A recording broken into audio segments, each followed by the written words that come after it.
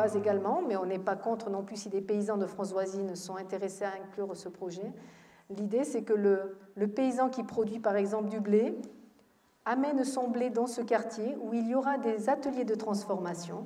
Ce blé est transformé en farine. Cette farine est remise au boulanger du quartier pour en faire le pain, et le pain est vendu dans notre supermarché. Donc vous voyez bien que toute cette chaîne où il n'y a finalement pas d'intermédiaires qui se servent finalement au passage, et ce qui fait que les prix sont très élevés, eh bien, ça amène à des prix justes pour les paysans et à des prix corrects aussi pour finalement la personne qui vient acheter dans ce supermarché. Voilà qu'est-ce que je voulais vous dire par rapport à la présentation. Alors comment c'est possible en fait dans la réalité? Parce que nous, notre envie, c'est que ce supermarché qui va ouvrir le 9 juin, donc on va commencer par un mini supermarché pour faire un test, pour voir comment ça prend. Mais l'idée, c'est d'ouvrir vraiment un grand supermarché de 400 à 500 mètres carrés, on verra de surface, qui ouvrira le 9 juin. Il fonctionne comme ça. Je suis intéressée par le projet, je me dis que c'est quelque chose effectivement qui me ressemble. Je deviens membre du supermarché. Pour devenir membre, je dois payer une part sociale qui est de minimum 100 francs. Une part sociale, c'est 100 francs. Je peux en acheter plusieurs. Cette part sociale, elle sert déjà à constituer un capital pour pouvoir effectivement, après, au niveau des banques, porter le projet et obtenir les fonds pour bâtir ce supermarché, trouver un espace et y faire les rayons, etc. Mais en tant que membre, j'ai aussi une autre responsabilité. C'est-à-dire, je m'engage financièrement et je m'engage à donner de mon temps. Ça a été calculé, c'est 2h15 par mois. Donc, on va fonctionner sur un principe de bénévole. Hormis la personne, la gérante qui sera un employé, tous les autres sont des bénévoles et donnent 2h15 de leur temps par mois. Ce temps, en fait, il est dédié, par exemple, à être à la caisse. Ça peut être également pour ranger les rayons.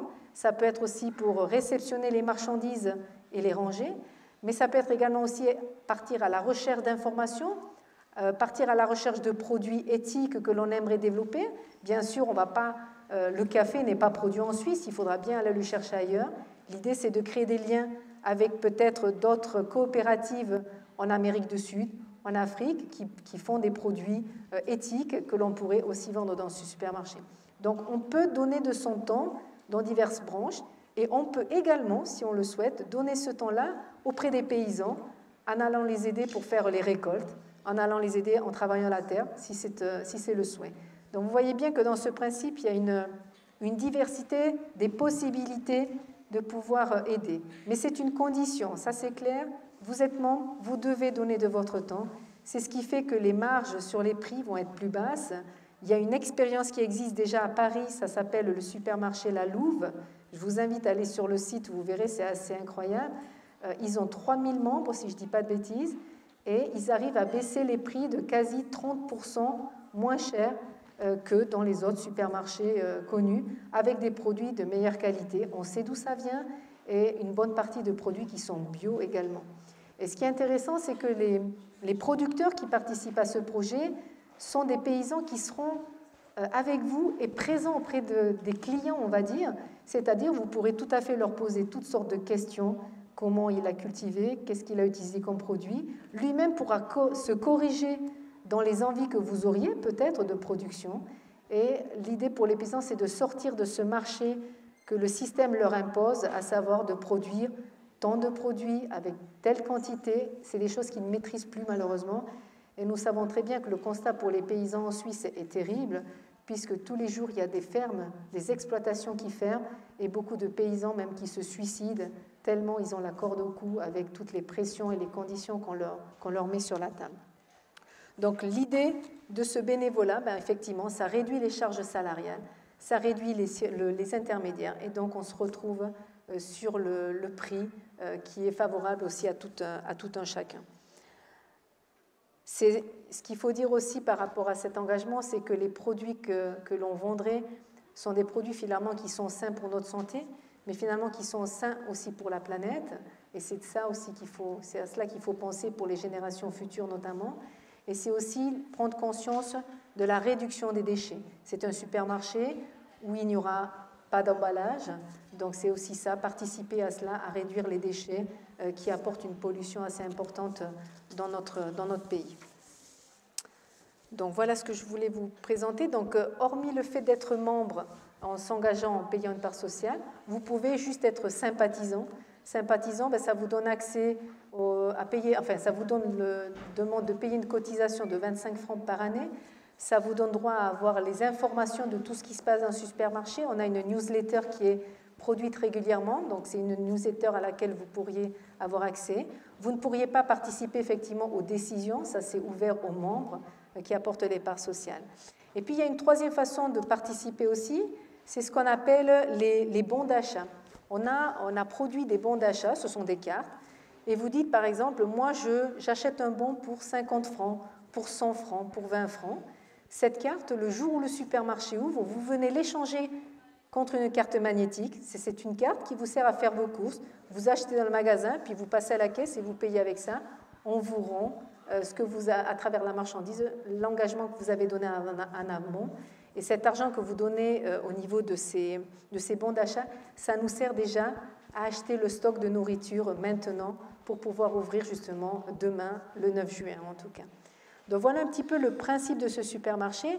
Notre envie, parce qu'il y a de la demande, en ville de Genève, beaucoup de communes sont intéressées par ce projet et souhaiteraient le développer.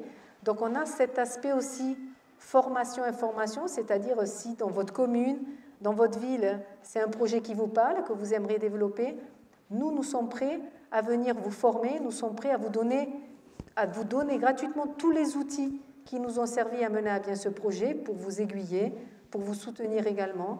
Donc c'est un projet que vous sachiez, en 2015, on l'avait déposé auprès de la Bourse cantonale du développement durable. C'est un prix qui est dédié par le canton de Genève. Et c'est une bourse que l'on a gagnée avec notre projet en 2015. C'est une bourse que nous avons reçue de 30 000 francs qui nous a aidés justement, qui a donné cette impulsion de démarrer financièrement aussi ce projet. Donc ce sont des alternatives, je pense, auxquelles on doit toutes et toutes penser pour se réapproprier cette façon de se nourrir et de consommer. Je pense que nous devons changer nos habitudes alimentaires et ne pas consommer que pour consommer, mais réfléchir à ce que nous consommons. Nous avons vu que sur le plan sanitaire, il y a énormément de maladies qui sont présentes déjà. Nous découvrons énormément de cancers. Je suis convaincue personnellement que l'impact de la nourriture, de l'alimentation a un impact énorme au niveau du nombre de cancers qui augmente ici sur le canton de Genève de façon assez inquiétante, je dirais. Donc je pense que dès aujourd'hui, on doit penser à cela, on doit penser aux générations futures, qu'est-ce qu'on va leur léguer, qu'est-ce qu'on va leur donner comme alternative. Et je pense que ce supermarché, j'en suis convaincue, est une bonne alternative à tout ce qu'on peut trouver sur le marché. Donc voilà ce que je voulais vous présenter. J'ai un stand, j'ai mis en place un stand à l'extérieur. Si vous avez des questions, je vous laisse le temps maintenant, mais vous pouvez venir après aussi au stand. Il y a toutes les informations que vous retrouverez. Nous avons créé aussi des jeux de société que nous avons vraiment mis au nom du SPP. Le SPP qui s'appelle La Fève, je ne vous ai pas donné le nom. On a lancé un appel pour les noms, on l'a appelé La Fève. En arabe, je crois, on dit foule, si je ne dis pas de bêtises, pour situer un petit peu de quels légumes je veux parler. Et on a créé des jeux de société, surtout pour les enfants, mais pas que, qui parlent du circuit court. Donc, si vous avez des enfants qui sont là, qui veulent participer au jeu, c'est intéressant de se rendre compte de qu'est-ce qu'ils maîtrisent au niveau des légumes, au niveau des circuits courts. Et puis, il y a aussi quelques indications sur comment sont composés les nuggets. On sait bien que les enfants consomment pas mal cet aliment. Je vous invite à venir vous informer de ce qu'il y a dans les nuggets. Je pense que ça vous donnera plus envie d'en manger. Mais également aussi d'où viennent les yaourts que l'on mange. Quand on prend un yaourt à la fraise, voir combien de kilomètres il a fait avant d'arriver dans notre assiette. La même chose pour la viande aussi. Donc je vous invite à passer après au stand et à venir être curieux de ce qui s'y présente et à venir faire participer vos enfants, voire même les adultes. Donc peut-être je vous donne la parole si vous avez des questions ou si vous voulez des compléments d'information. Je suis disponible pour cela maintenant ou plus tard au niveau du stand. En tout cas, je vous remercie vraiment de votre attention et j'espère que ça aura éveillé, à défaut d'un engagement, j'espère que ça aura éveillé une curiosité chez vous sur cet aspect-là. Je vous remercie.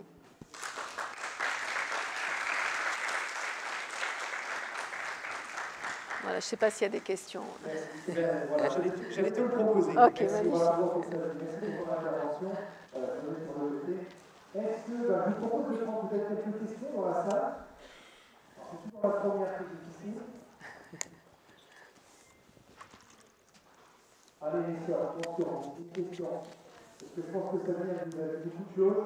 Ah, mon frère, alors, j'ai essayé de pas toucher les caméras.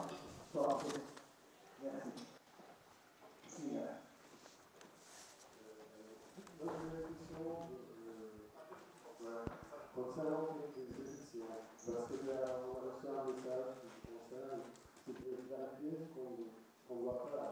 J'entends pas, je m'excuse. Alors, le frère évoquait les élections. Il semblerait qu'il y a un message qui a été diffusé et il souhaitait savoir comment on devait réagir par rapport à ce message. Ok, d'accord. Alors, donc je laisse le SPP de côté pour l'instant. Je prends d'autres casquettes alors, ou l'autre voile, comme vous voulez. Donc, par rapport aux élections, par rapport à ce qui est en train de se passer, j'imagine. D'accord. Donc, je ne sais pas si tout le monde est au courant. Je vais peut-être donc... je ne sais pas si le frère, tu m'as déjà présenté sur ce côté-là ou pas, je n'ai pas entendu au début. Ok, d'accord. Voilà, ok. Voilà, c'est ça. Donc je suis effectivement conseillère municipale à Meyrin depuis les élections de 2015, donc ça fait maintenant 3 ans. Et j'étais candidate également aux dernières élections du Grand Conseil, donc qui concerne le canton de Genève. Je fais partie du parti des Verts. Je n'ai pas été élue personnellement, mais je suis très contente du score que j'ai fait. Je suis très contente surtout du nombre de sièges que le Parti des Verts a gagné. 5 sièges de plus, on est très heureux de ça. C'est quelque chose qui va pouvoir changer la donne, je pense, dans l'hémicycle. Mais il faut savoir qu'effectivement, durant cette campagne, il y a un projet de loi, le projet de loi sur la laïcité, sur lequel les députés planchent depuis maintenant plus de 2 ans. Donc c'est à l'initiative de Pierre Maudet, conseiller d'État, Parti libéral radical, qui, comme vous le savez peut-être, a été réélu dès le premier tour. Donc c'est à son initiative qu'il a relancé ce projet de loi pour essayer d'en discuter divers points. Et au mois de mars, il y a un amendement qui a été déposé par ce même parti, le Parti libéral radical, qui stipule exactement, c'est l'article 3, qui stipule en fait qu'il est interdit de porter des signes extérieurs religieux à toute personne au sein du Parlement, donc le Grand Conseil, ainsi qu'au sein des enseignes municipales, en séance plénière et lors de manifestations officielles. Ça veut dire concrètement que donc c'est une loi qui vise effectivement les personnes qui montrent un signe extérieur religieux. Et pour faire court, ça me concerne directement, ça concerne toute femme voilée. Mais comme je suis la seule sur le canton de Genève, donc on sait bien que c'est moi qui suis visée dans cet amendement. Ça veut dire concrètement que j'ai le droit, en tant que Suisse, d'être candidate. J'ai le droit d'être élue, chose que je suis. J'ai le droit de travailler en commission, c'est-à-dire à huis clos, entre 4 murs, mais je n'aurai plus le droit d'assister dans la séance plénière, c'est-à-dire là où ça se vote, où les choses se votent. Et je n'aurai pas le droit, par exemple, de faire le défilé du 1er août, que j'ai toujours fait. Je n'aurai plus le droit d'être sur la photo officielle, par exemple. Donc concrètement, c'est ça que ça veut dire. Donc quand cet amendement est apparu, c'est vrai que ça nous a interpellés déjà à Meyrin, puisque moi j'ai été élue, il n'y a pas eu de problème. J'ai été acceptée par tous les autres partis, ça se passe bien, on travaille en bonne intelligence. Donc du coup, il y a un petit souci, c'est que dès que cette loi va être promulguée, on imagine dans 1 ou 2 jours, ça va être le cas, la loi a été validée, donc elle va apparaître dans la feuille d'avis officielle. Dès qu'elle apparaît dans ce document, ça veut dire qu'elle est applicable. Donc ça voudrait dire, normalement, que le prochain conseil municipal, je n'aurai pas le droit de rentrer avec le voile. Je vous rassure d'entrée de jeu, il n'en sera rien. Je suis prête à m'enchaîner à la chaise s'il le faut, mais je braverai cet interdit parce qu'il est anticonstitutionnel, c'est discriminatoire, et la Constitution genevoise et la Constitution suisse me protègent par rapport à ça. Ça va à l'encontre de la Constitution, donc c'est assez grave. Si ce n'était que cela, ce n'est pas très grave en soi, à la rigueur, on va dire. Mais il faut décortiquer le projet de loi dans son ensemble, et là, il y a des choses beaucoup plus graves, effectivement. Et c'est pour ça que le parti d'ensemble à gauche, qui a été le seul parti, je vais dire, courageux, on va dire, hein, parce que c'est des risques que prennent les partis politiques en se lançant là-dedans, a proposé de lancer un référendum sur le projet de loi dans son ensemble pour donner la voix à la population, au peuple en fait. Parce que dans son projet de loi, hormis le fait qu'on interdirait les élus de siéger, on interdit toutes les manifestations dites religieuses seraient interdites sur l'espace public, devraient se faire en privé. Toutes les personnes au niveau des employés communaux n'auraient pas le droit de porter de signes religieux, donc toutes les patrouilleuses scolaires qui existent déjà, qui sont employées, qui sont voilées, toutes les mamans de jour qui sont engagées au sein de leur propre commune, ça les concerne. Mais il y a également un article de loi qui dit que si on évalue qu'il y risque d'y avoir un trouble à l'ordre public, qu'il évalue, je vous pose la question, l'État peut interdire provisoirement ou durablement dans tous les lieux publics, dans les universités et dans les écoles, le port de signes religieux. Donc il faut être conscient que ce projet de loi, il ne concerne pas que les élus, il concerne tous les citoyens du canton de Genève qui montrent un signe d'appartenance religieuse. Donc on sait bien, on va pas comme je l'ai dit, on ne va pas se voiler la face, la tête déjà suffit effectivement, mais ça nous concerne directement la communauté musulmane, on sait très bien. J'ai jamais vu de religieuse chrétienne siéger, j'ai jamais vu de religieuse chrétienne enseigner, en tout cas dans le public. Mais par contre, ça ferme la porte, on va dire à toutes les sœurs. C'est encore une fois les femmes qui sont visées dans cette histoire-là. Mes frères, vous avez un peu plus de chance de ce côté-là, mais ça ne veut pas dire que c'est simple non plus pour vous. Donc la porte se ferme, je pense, au niveau de l'emploi, c'est déjà le cas. Mais là, il y a une loi du coup qui va pouvoir justifier de ne pas engager des femmes voilées. Ça va justifier de ne pas prendre des femmes dans le cadre de leurs études universitaires pour les stages. Mais ça veut dire aussi, c'est la porte ouverte. Je pense que l'article sur les élus, c'est l'arbre qui cache la forêt, j'en suis convaincue. Mais là, cette loi va être applicable et on risque de retrouver cet impact qui s'est passé déjà en France, peut-être même en pire, je dirais maintenant, où on interdirait peut-être le voile dans les écoles et dans les universités. Donc c'est très inquiétant. Donc je me suis associée à ce parti d'Ensemble à gauche pour le référendum, parce que le Parti des Verts ne souhaite pas soutenir, en tout cas ne souhaite pas se mettre en avant pour le référendum.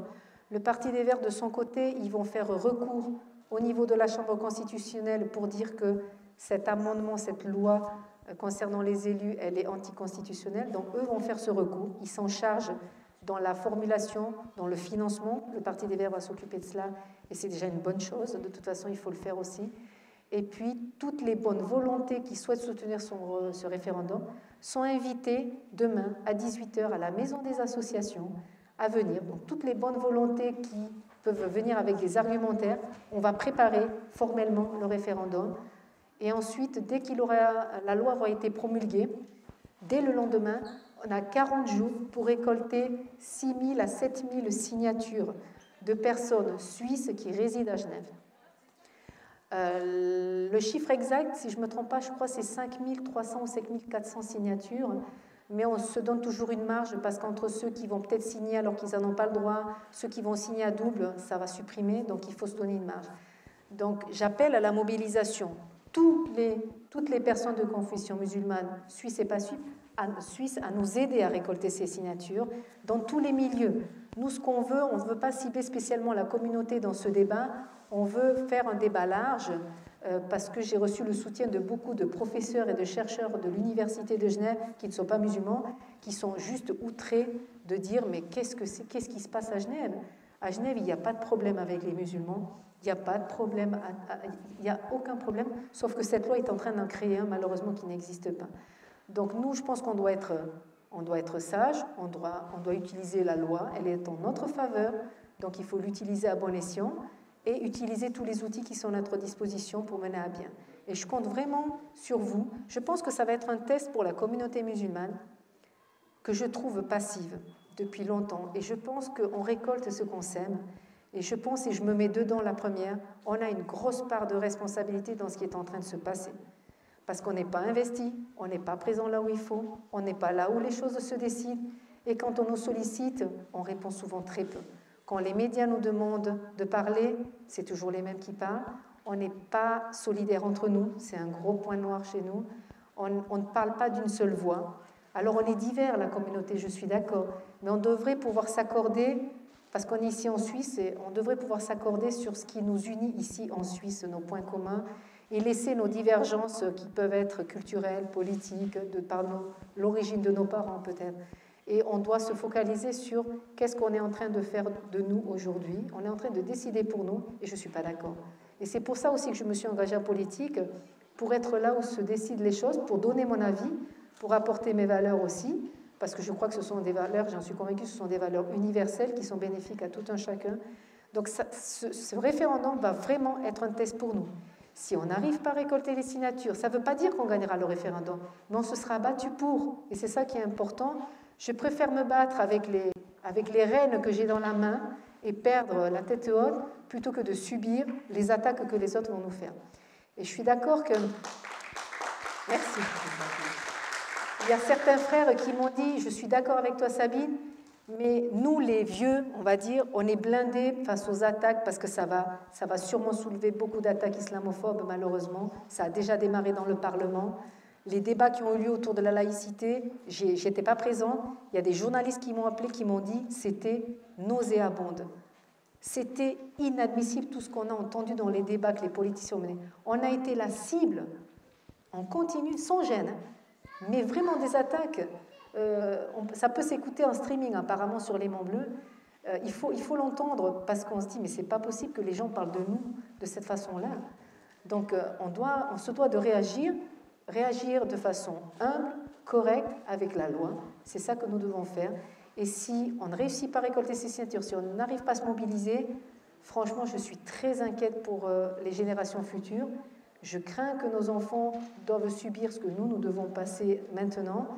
Et nos enfants auront le droit de nous en vouloir et auront le droit de nous dire « Mais qu'est-ce que tu as fait? Abi, Oumi, tu as fait quoi pour moi pour me faciliter les choses ?» Et ils auront le droit de nous accuser et on sera responsable devant eux et on sera surtout responsable devant notre Créateur. Quand le hadith qui dit, mais on pose la question au prophète Mohammed qui dit, mais qui est le plus utile aux hommes? Et il dit, le plus utile aux hommes, c'est celui qui est le plus utile à tous les hommes. Et on n'a pas distingué les musulmans. Donc, je vous remercie de vous engager. Je serai aussi au stand pour ça si vous le voulez. Si vous voulez laisser vos coordonnées. Si vous voulez venir demain à 18h à la maison des associations, vous êtes le bienvenu, mais dans un état constructif, productif. C'est vraiment de cela qu'on a besoin de la communauté aujourd'hui. Et pour moi, il faut oser. La balle est dans votre camp. Je vous invite à la saisir pour ne pas avoir de regrets après et de remords surtout. Merci. Merci pour ce rappel. Il n'y a pas grand-chose à ajouter. Je pense que le diagnostic est bon. Et effectivement, aujourd'hui, l'engagement est assez simple. Donner sa signature pour cet engagement, pour tout ce qui a été dit. Il n'y a rien de compliqué, donc on peut tous le faire. Voilà. Une autre question, peut-être?